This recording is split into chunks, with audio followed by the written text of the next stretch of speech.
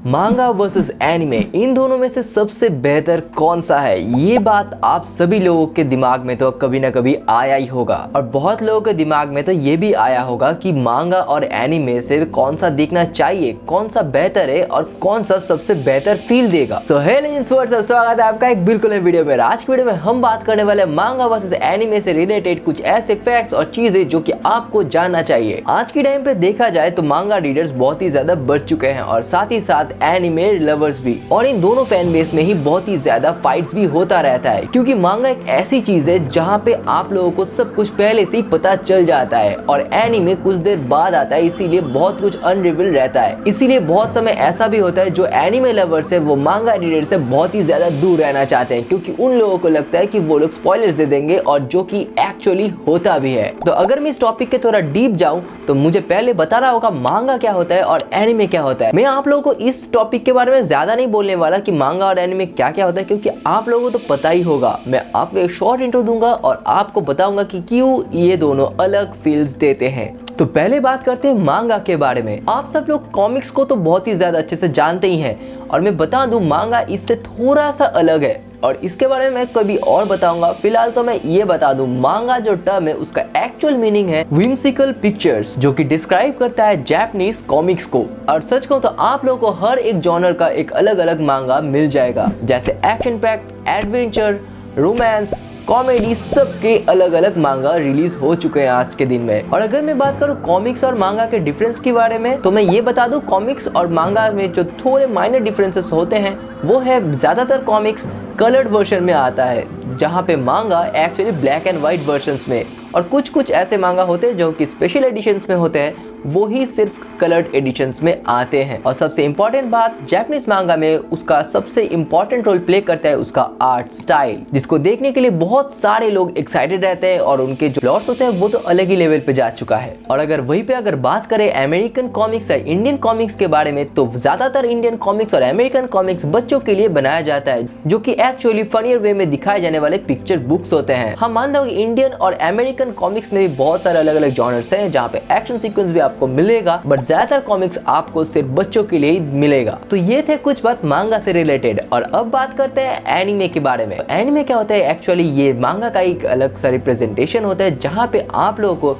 और भी बेहतरीन तरीके से CGI, VFX और भी बहुत अच्छे कलर्ड एनिमेशन की मदद से आपको एक अच्छा शो दिखाया जाता है जहाँ पे वो लोग मांगा के पैनल्स को लेके एक अच्छा सा स्टोरी बिल्ड करते हैं। मतलब वो मांगा का ही स्टोरी होता है बट वो जो एनिमेशन होता है वो बहुत ही ज्यादा अच्छा होता है। और अगर मैं बात करूँ एनिमे पहले आया है या फिर मांगा, तो मैं ये बता दूं मांगा पहले आया है उसके बाद एनिमे, क्योंकि जो मांगा पहले पॉपुलर होता है उसके बाद ही उसका एनिमे एडेप्टेशन निकलता है। एग्जाम्पल के तौर पर आप ड्रैगन बॉल, सेलर मून और ऐसे बहुत सारे एनिमे को ले ही सकते हैं। लेकिन सिर्फ एनिमे यही पर ही खत्म नहीं हो जाता, कुछ एनिमे ऐसे भी होते हैं जहाँ पे उनका कोई मांगा ही नहीं होता, वो डायरेक्टली एनिमेट होके आते हैं। और सबसे बड़ी बात 99% एनिमे ऐसे ही होते हैं जिसका स्टोरी लाइन पूरा का पूरा सेम होता है मांगा से। तो अगर आप किसी मांगा को पहले से फॉलो करते आ रहे हो और उसका एनिमे एडेप्टेशन चाहते हो तो वो आपको देखने में थोड़ा बहुत दिक्कत हो सकता है क्योंकि उसको पहले पॉपुलर होना पड़ेगा, उसके बाद ही उसका एनिमे एडेप्टेशन आएगा। बट अभी के टाइम पे ऐसा नहीं होता, हमको पहले एनिमे देखने को मिल जाता है उसके बाद हम एक्सप्लोर करते हैं कि उसका मांगा कैसा है। और आज के टाइम पे ज्यादातर मांगा ऐसे ही पॉपुलर होते हैं स्पेशली इंडिया में, क्योंकि अगर हम जापान की बात करें तो वहाँ पे पहले आपको मांगा पॉपुलर मिलेगा क्योंकि वहाँ पे मांगा का सेल्स बहुत ही ज्यादा होता है। वहाँ पे आप लोगों को अलग अलग मांगा स्टोर्स मिलेंगे और बहुत ही अच्छे क्वालिटी और ओरिजिनल मांगा वहाँ पे आप लोगों को एकदम इजीली मिल जाएगा। तो अब बात करते हैं कुछ ऐसे एनिमे के ऊपर जो कि अपने मांगा के स्टोरी लाइन से थोड़ा बहुत हट चुका है, या फिर आप कह सकते हो उनके जो सीन्स है मांगा में जो ऐसे दिखाया गया है वो एनिमे में बहुत सा अलग है। जैसे हम कह सकते हैं अटैक ऑन टाइटन के बारे में, जहाँ पे इनके बहुत सारे सीन्स मांगा में जैसे थे वो बहुत ही ज्यादा अलग हो चुके थे जब उसका एनिमे एडेप्टेशन आया। उसके बाद कह सकते हो ड्रैगन बॉल, उसके बाद MHA, उसके बाद हम लोगों का सबसे प्यारा जुजुत्सु काइसेन जो कि हाल ही में बहुत ही ज्यादा पॉपुलर भी है। और मांगा और एनिमे का जो ये फाइट है वो बहुत दिनों से ये चल रहा है क्योंकि ज्यादातर मांगा रीडर्स ऐसे होते हैं कि वो पहले मांगा को पूरा खत्म कर लेते हैं और फिर जाके उनका जो एनिमे एडेप्टेशन आता है वो नहीं देखते।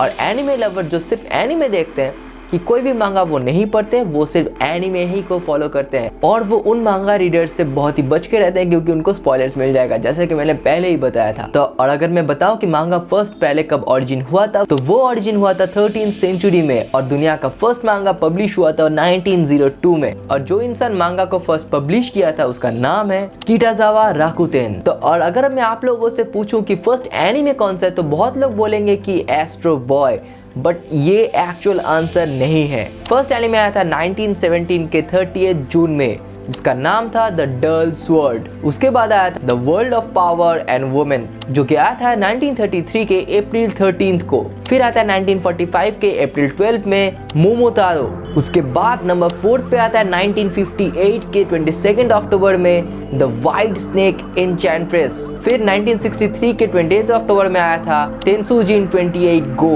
और फिर जाके आता है हमारा एस्ट्रो बॉय, जो कि एयर हुआ था 1963 के 1 जनवरी से 1966 के 31 दिसंबर तक। तो ये था कुछ एनिमे के हिस्ट्री। बहुत लोगों को लगता था कि astro boy first anime, but actually नहीं। एस्ट्रो बॉय से भी पहले बहुत सारे एनिमेज आ चुके थे, अगर आप चाहो तो उसको देख भी सकते हो। बट अगर आप पूछोगे कि फर्स्ट एनिमे जो सबसे ज्यादा पॉपुलर है वो क्या है, तो मैं बता सकता हूँ कि वो डेफिनेटली एस्ट्रो बॉय था। तो अगर हम कुछ स्टैट्स के बारे में देखें तो हर साल करीबन 200 से ज्यादा एनिमे रिलीज होता है। और वहीं पर अगर मांगा की बात करें तो हर साल करीबन 8000 प्लस मांगा पब्लिश होता है सिर्फ जापान में। मतलब आप अंतर तो देख ही सकते हो, 8000 प्लस मांगा जो रिलीज होते हैं उसमें से सिर्फ जो पॉपुलर्स होते हैं, मतलब 200 से ज़्यादा पॉपुलर होते हैं और उनके एनिमे एडेप्टेशन निकलते हैं, या फिर कह सकते हो पहले जो पॉपुलर होता है उनका एनिमे एडेप्टेशन निकलता है। और इन सब के चक्कर में इतना सारा जो एनिमे निकल के आता है, इन सब से भी हम देखते हैं कितने, सिर्फ 4 या 5 एनिमे हम करीबन देखते हैं। और अगर बात करें बाकी एनिमे का क्या होता है, तो मैं कह सकता हूँ वो लगभग लॉस में ही चलता है। और हाँ गाइज, यही सच है, यही है एनिमे इंडस्ट्री का सच। और हाँ, लास्टली सबसे इंपॉर्टेंट बात, आपको क्या देखना चाहिए, एनिमे या फिर मांगा? तो मेरे हिसाब से मैं इतना तो कह ही सकता हूँ, अगर आपको कोई भी एनिमे पसंद आ जाता है तो पहले जाके उसका एनिमे का थोड़ा सा पार्ट आप देख सकते हो, या फिर किसी का एनिमे का रिव्यू देख सकते हो।